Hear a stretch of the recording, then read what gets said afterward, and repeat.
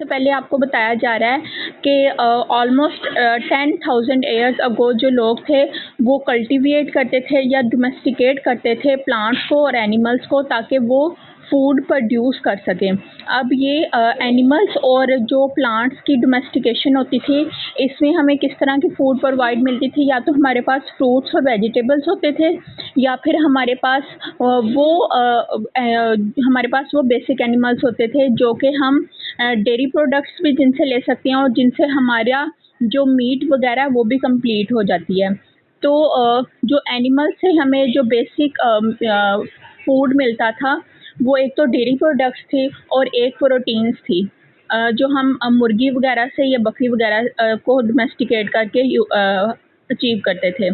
Domestication का बताया गया कि फूड सोर्सेज के साथ जो लोग थे वो ट्राई करते थे कि वो नेचुरल प्रोसेस को कंट्रोल कर सकें, क्योंकि ये कैसे होता था कि आपने कहीं ना कहीं पढ़ा होगा कि नेचर बहुत ही क्रूल है।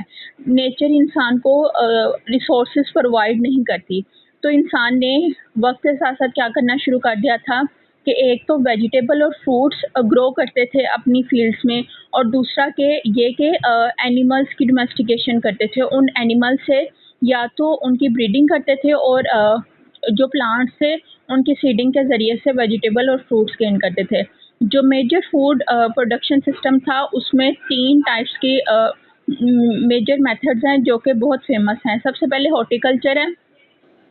हॉर्टिकल्चर वो इसका मैं आपको रफ सी एक डेफिनेशन दे देती हूँ कि हॉर्टिकल्चर का मतलब होता है कि आप जो आपकी क्रॉप्स हैं वो हर किस्म की आप उगा लेते हो, ठीक है, आप डिफरेंट सिंपल मेथड्स और सिंपल टूल्स यूज़ करके।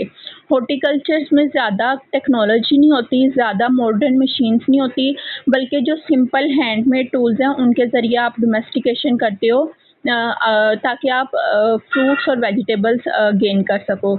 इसमें बताया हुआ है कि ये जो वर्जन होता है फूड प्रोडक्शन का, ज़्यादातर घर में ही गार्डनिंग करके और हम अपने जो हमारे ऑर्चार्ड्स और गार्डन्स होते हैं वहाँ पे फ्लावर्स और ग्रीन हाउसेस में हम फ्रूट्स वगैरह ग्रो करवाते हैं और हमारे पास फूड आता है। एंथ्रोपोलॉजी में बताया गया है कि हॉर्टिकल्चर का मतलब है कि आप डिफरेंट किस्म का क्रॉप जो होता है उसको ग्रो करवाते हो हैंडमेड और सिंपल मेथड्स यूज़ करके। इसमें जो आपको बताया जा रहा है कि इसमें परमानेंट कल्टीवेटेड जो फील्ड्स होती हैं वो नहीं होती। मतलब आप देखें कि जो फॉर्मल फील्ड्स होती हैं, अगर आपका बैकग्राउंड किसी रूरल एरिया से है तो आपको पता होगा कि जो फॉर्मल हमारे पास कल्टीवेटेड लैंड होती है, जो फील्ड्स होती हैं, जो हमारे पास खेत होते हैं, वो हम एग्रीकल्चर में काउंट करते हैं। हम कहते हैं कि ये हमारे एग्रीकल्चरल फील्ड्स हैं। लेकिन जो ऐसे फील्ड्स होते हैं जिनको हम टेम्परेरी यूज़ कर लेते हैं, जैसे घर में गार्डन्स वगैरह का बताया गया है, तो वो टेम्परेरी आपके पास कल्टीवेटेड फील्ड्स होते हैं। उन पे आप डिफरेंट किस्म के वेजिटेबल्स और डिफरेंट किस्म के आप फ्रूट्स ग्रो करवाते हो ताकि आपको फूड मिल सके। ये यूजुअली हैंडमेड टूल्स और सिंपल मेथड यूज़ किए जाते हैं, जैसे इसमें एग्जांपल दी हुई है डिगिंग की, स्टिक की, हो की और एक्स की। ये सारे वो टूल्स हैं जो आप अपने हाथ से बना सकते हैं और ये सिंपल मेथड्स में यूज़ होते हैं। इसमें फर्टिलाइजेशन नहीं होती, इरिगेशन और दूसरे तरीके से रिस्टोर किया जाता है। मतलब जैसे खेतों को एक फॉर्मल तरीके से पानी दिया जाता है, ट्यूबवेल वगैरह यूज़ किया जाता है, इसमें ऐसा कुछ भी नहीं किया जाता। और इसमें 2 काइंड्स इसने बताई हुई हैं हॉर्टिकल्चर की। सबसे पहले शिफ्टिंग कल्टीवेशन है और दूसरी है लॉन्ग ग्रोइंग ट्री क्रॉप्स है। सबसे पहले शिफ्टिंग कल्टीवेशन का उसने बताया है कि इसमें हम क्या करते हैं, स्लैश और बर्निंग होती है। स्लैश का मतलब होता है कि आप ज़मीन को ज़रखेज़ करते हो, उस पे जो आपकी फर्टिलाइजेशन के लिए जो आपकी खाद वगैरह होती है वो यूज़ करते हो, और फिर बाद में जो आपके पास क्रॉप आपके पास आती है, जो आपके पास फसल आती है, उसके बाद जैसे गंदम आती है ना, गंदम और चावल के बाद क्रॉप्स को जला दिया जाता है ताकि नई क्रॉप्स के लिए ज़मीन को तैयार किया जाए। ऐसी ही टेक्निक इसमें यूज़ की जाती है। जो ज़मीन यूज़ होती है वो शॉर्ट पीरियड के लिए यूज़ होती है, और जिसमें जो ये बाकी जब आपके पास क्रॉप आ जाती है फिर कुछ सालों के लिए वो ज़मीन बेकार रहती है। मतलब ये ज़रूरी नहीं है कि आप उसको कंटिन्यूसली उस पर क्रॉप्स वगैरह उगाते जाएं। जो लॉन्ग ग्रोइंग टी क्रॉप्स होती है उसमें क्या होती है कि हम फूड लेते हैं, कल्टीवेट करते हैं, लॉन्ग टर्म हार्वेस्टिंग इसमें फ्रूट होता है और ग्राउंड क्रॉप्स होते हैं। मतलब जैसे आप ये कह लें कि अगर आपके गार्डन में कोई ट्री वगैरह है, तो वो आपकी लॉन्ग ग्रोइंग ट्री क्रॉप्स में आएगा। इसमें जो हॉर्टिकल्चर सिलेक्शन होते हैं, वो क्रॉप्स या फूड सिर्फ़ क्रॉप्स पे इस पे डिपेंड नहीं करते। इसमें आपकी hunting, fishing, racing small domestic animals such as chickens, pigs, goats, sheeps, ये सब कुछ इसमें इंक्लूडेड होता है। जो हॉर्टिकल्चर सोसाइटीज़ होती हैं ये नोमैडिक होती हैं और नोमैडिक लाइफ़ का पार्ट बन जाती हैं। इसमें हॉर्टिकल्चर का आपको बेटा समझ आ गई होगी कि हॉर्टिकल्चर में आपको सिंपल तरीके से समझा दूँ कि वो मेथड है जिसमें हम सिंपल हैंडमेड टूल्स यूज़ करते हैं और डोमेस्टिकेशन होती है एनिमल्स की और वेजिटेबल्स की। इसमें हॉर्टिकल्चर की 2 टाइप्स बताई हुई हैं, एक शिफ्टिंग कल्टीवेशन और दूसरा long growing tree crops. Shifting cultivation का मतलब होता है कि आप टेम्परेरी फील्ड को यूज़ करते हो और फिर बाद में आपकी मर्ज़ी होती है, आप वहाँ पे और फील्ड्स लगा देते हो या और आप वहाँ पे ट्रीज़ वगैरह लगा देते हो जहाँ जैसे बाज़-औक़ात सपोज़ दैट कि हमारे गार्डन्स में हम बाज़-औक़ात डिफ़रेंट किस्म के वेजिटेबल्स और फ्रूट्स लगा देते हैं और अगर वो ना फसल अच्छी हो तो फिर हम उस पे बाद में फूल वगैरह लगा देते हैं। ये शिफ्टिंग कल्टीवेशन होती है। लॉन्ग ग्रोइंग ट्री क्रॉप्स वो होते हैं जिसमें परमानेंट आपके पास एक ट्री होता है या आपके पास एक परमानेंट आपके पास एक पौधा होता है जिसमें वो आपको हर सीज़न में आपको फ्रूट प्रोवाइड करता है।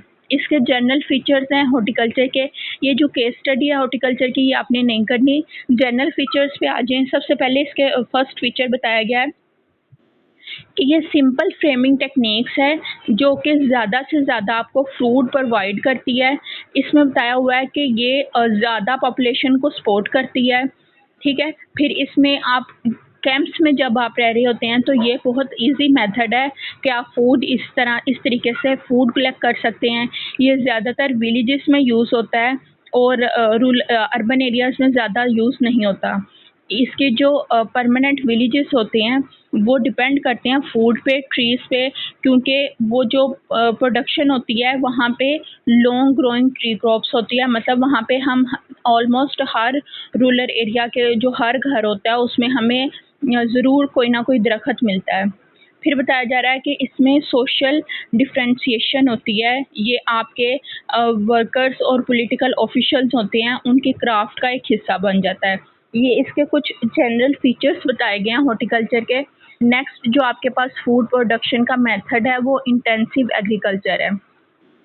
इंटेंसिव एग्रीकल्चर का मतलब होता है कि आप टेक्निक्स यूज़ करते हैं और जो फील्ड्स होती हैं वो परमानेंट होती हैं। जैसे मैंने आपको एग्रीकल्चर का बताया था ना, मैंने आपको एग्रीकल्चर का बताया था कि हमारे पास जो स्पेसिफिक एरिया ऑफ लैंड होता है वो हम रिज़र्व कर देते हैं कि हमने इस पे क्रॉप्स हर सीज़न में ग्रो करवानी है, ठीक है? जैसे हमारे रूरल एरियाज़ में भी और अर्बन एरियाज़ में भी कहीं-कहीं जो हमें फील्ड्स मिलती हैं वो हमारे इंटेंसिव एग्रीकल्चर का पार्ट होती हैं। इससे जो फर्टिलाइज़र होता है वो ऑर्गेनिक भी होता है और इनऑर्गेनिक मटीरियल भी होता है ताकि जो ज़मीन है उसको हम फर्टिलिटी के लिए यूज़ कर सकें। अगर आपने देखा होगा तो बाज़-औक़ात हम जो जिनका बैकग्राउंड रूरल एरिया से है उन स्टूडेंट्स को पता होगा कि फर्टिलाइज़ेशन के लिए डिफरेंट हमारे पास अब मार्केट में डिफरेंट आपको मेडिसिन्स मिलती हैं, आपको डिफरेंट आपके पास टेक्निक्स होती हैं, उनमें एक खाद भी है कि अगर आप ज़मीन में वो डालोगे तो ज़मीन ज़्यादा फर्टिलाइज़ होगी। इसमें बताया जा रहा है ऑर्गेनिक और इनऑर्गेनिक जो मटीरियल होता है वो दोनों यूज़ किए जाते हैं। जो इरिगेशन की जाती है वो रिवर्स के ज़रिए से किया जाता है। जो दरियाओं का पानी होता है वो इनको फर्टिलाइज़ेशन के लिए यूज़ किया जाता है और इरिगेशन का जो मेन रिसोर्स होता है वो रिवर्स का पानी होता है। जो क्रॉप्स होती हैं उनमें रोटेशन होती रहती है। मतलब फॉर एग्ज़ाम्पल हमारे पाकिस्तान में देखें जब गंदम का सीज़न आता है तो गंदम उगाई जाती है और फिर जब चावल का सीज़न आता है तो फिर चावल ग्रो करवाए जाते हैं। ये ज़्यादातर इन पे ज़्यादा जो बड़ी-बड़ी मशीनें होती हैं वो उन पे रिले करता है। इसमें हमारे पास जो हम घर में हॉर्टिकल्चर के ज़रिए से गार्डनिंग करते हैं उसकी तरह हम खुद काम नहीं करते, बल्कि हमारे पास बहुत से और लोग भी होते हैं जो हम हेल्पर्स के तौर पे रख लेते हैं। फिर बताया जा रहा है कि ये एक कम्प्लेक्स मेथड है, इसमें ज़्यादा आपको टेक्नोलॉजी की ज़रूरत है, क्योंकि इंटेंसिव एग्रीकल्चर में आप बेटा एक लार्ज स्केल के लिए आपके पास जो क्रॉप होती है वो होती है। अगर आप खुद भी देखें घर में आपके पास जो फ्रूट और वेजिटेबल आती हैं वो इतनी स्पेसिफिक होती हैं, इतनी लिमिटेड होती हैं कि आप सिर्फ एक घर के जो मेंबर्स हैं सिर्फ वो उनको यूज़ कर सकते हैं। लेकिन जब आप इंटेंसिव एग्रीकल्चर का मेथड यूज़ करते हैं तो उसके ज़रिए से जो आपके पास क्रॉप्स आती है, जो आपके पास फसल आती है, उसको ना सिर्फ़ आप अपने घर में यूज़ कर सकते हैं, बल्कि आप मार्केट में उसको सेल भी कर सकते हैं। तो इन दोनों में डिफ़रेंस यही है कि हॉर्टिकल्चर बहुत लिमिटेड कल्टीवेशन है, इसमें हम डोमेस्टिकेशन करते हैं, एनिमल्स की भी और अपने क्रॉप्स की भी।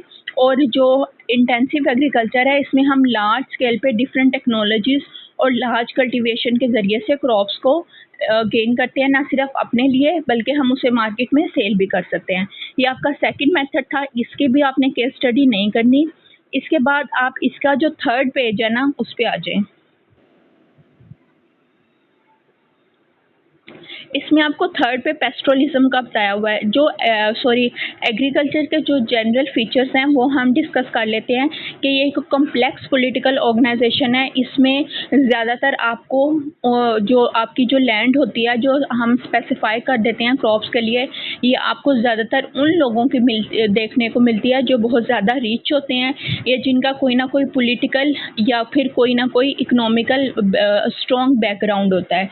इसमें लार्ज डिफरेंस होता है, मतलब ये उन लोगों के पास होती है जिनके पास ज़्यादा वेल्थ हो, पावर हो, क्राफ्ट स्पेशलाइजेशन हो और वो किसी शहर या किसी सिटी में सेटल्ड हो। मतलब ज़रूरी नहीं है कि जो कल्टीवेशन कर रहे हैं, जिनकी इंटेंसिव एग्रीकल्चर की फील्ड्स हैं, वो उन्हीं के साथ ही रहती हों।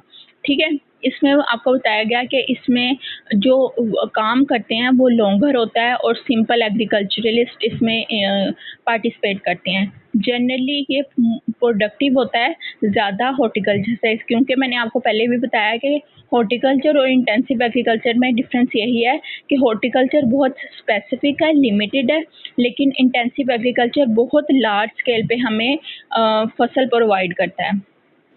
नेक्स्ट बताया जा रहा है कि जो हम हमारे पास प्रोडक्शन होती है वो हम मार्केट में लेके जाते हैं और जो इनका क्रॉप होता है वो ज़्यादा से ज़्यादा आपके पास यील्ड्स होती हैं जो कि आपको और आपको लेस कैपिटल की ज़रूरत होती है। मतलब ना सिर्फ आप अपने फैमिली मेंबर्स की आपकी फूड कलेक्शन की ज़रूरियात पूरी होती हैं, बल्कि आप इसे मार्केट में ले जाके इससे बहुत से इकोनॉमिकल बेनिफिट्स भी ले सकते हैं। इसमें नेक्स्ट बताया जा रहा है कि जो इंटेंसिव एग्रीकल्चर्स में लोग होते हैं वो बाज़-औक़ात इंटेंसिव जब फेमिनाइज़ होता है या फिर फूड शॉर्टेज होता है तो उनको बहुत से मसाइल का सामना करना पड़ता है। इसमें वेदर बहुत ज़्यादा इन्फ्लुएंस करता है आपकी क्रॉप्स पे, या कोई डिसीज़ हो जाए प्लांट्स को तो वो ज़्यादा नेगेटिव इम्पैक्ट होता है, या जो प्राइस होती है क्रॉप्स की वो ज़्यादा बढ़ जाए या ज़्यादा गिर जाए तो भी आपको फ़ायदा या नुकसान होता है। नेक्स्ट जो थर्ड मेथड है फूड प्रोडक्शन का वो पेस्टोरलिज्म है। पेस्टोरलिज्म का बेटा मतलब ये होता है कि आप अपने घर में उन जानवरों को डोमेस्टिकेट करते हो जिनसे आपको ज़्यादातर आपकी जो डेयरी की ज़रूरियात हैं और जो आपकी प्रोटीन की ज़रूरियात हैं वो आपकी पूरी हो जाती हैं। पेस्टोरलिज्म में बताया जा रहा है कि ये आपके डिपेंड करता है डायरेक्टली और इनडायरेक्टली कि आपका जो डोमेस्टिकेटेड जो आपके एनिमल्स हैं उनके लिए आपके घर का एनवायरनमेंट लिविंगली है या नहीं है। जो पेस्टोलेट्स होते हैं वो एनिमल्स को इसलिए लेते हैं ताकि वो उनसे दूध ले सकें, उनसे मीट गेन कर सकें। ये इनडायरेक्टली आपको फूड प्रोवाइड करता है और एनिमल्स की इसमें ट्रेडिंग होती है। जो बेसिक ज़रूरियात होती हैं इनमें सबसे पहले एक आपका मिल्क है और दूसरा आपका मीट है। इसकी वजह से जो एनिमल्स की डोमेस्टिकेशन होती है उसमें हमारी ये 2 ज़रूरियात पूरी होती हैं। अगर आप लार्ज प्रोपोर्शन और उनका जो फूड होता है वो एक्चुअली ट्रेड और एग्रीकल्चर ग्रुप से आता है। वो कैसे आता है कि जो जानवर चारा खाते हैं वो हमें किधर से मिलता है, वो हमें इंटेंसिव एग्रीकल्चर से मिलता है। जब हम जो चारा होता है वो इंटेंसिव एग्रीकल्चर यानी कुछ स्पेसिफिक फील्ड्स पे हम ग्रो करवाते हैं।